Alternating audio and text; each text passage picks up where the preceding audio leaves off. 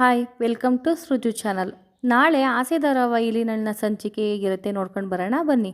ಹಾಗೆ ನಮ್ಮ ಚಾನಲ್ನ ಹೊಸ್ದಾಗಿ ನೋಡ್ತಾ ಇದ್ದರೆ ಯಾರಾದರೂ ಸಬ್ಸ್ಕ್ರೈಬ್ ಮಾಡ್ಕೊಳ್ದೆ ನೋಡ್ತಾ ಇದ್ದರೆ ಸಬ್ಸ್ಕ್ರೈಬ್ ಮಾಡ್ಕೊಳ್ಳಿ. ಮೊದಲಿಗೆ ರೋಹಿಣಿ ಅವರು ಮುಚ್ಚಿಟ್ಟಿರುವಂಥ ಮದುವೆ ಸತ್ಯ ಎಲ್ಲರಿಗೂ ಗೊತ್ತಾಗ್ಬಿಡುತ್ತೆ.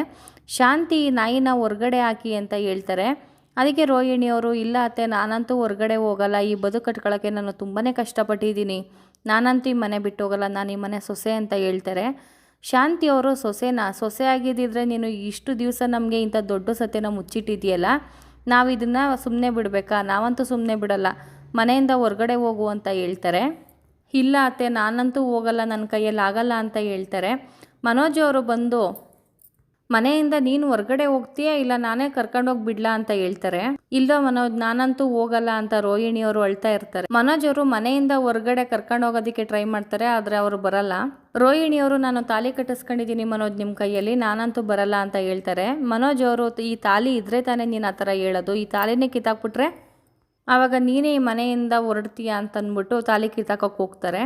ನಾಳಿನ ಸಂಚಿಕೆ ಮುಂದುವರುತ್ತೆ. Thank you for watching.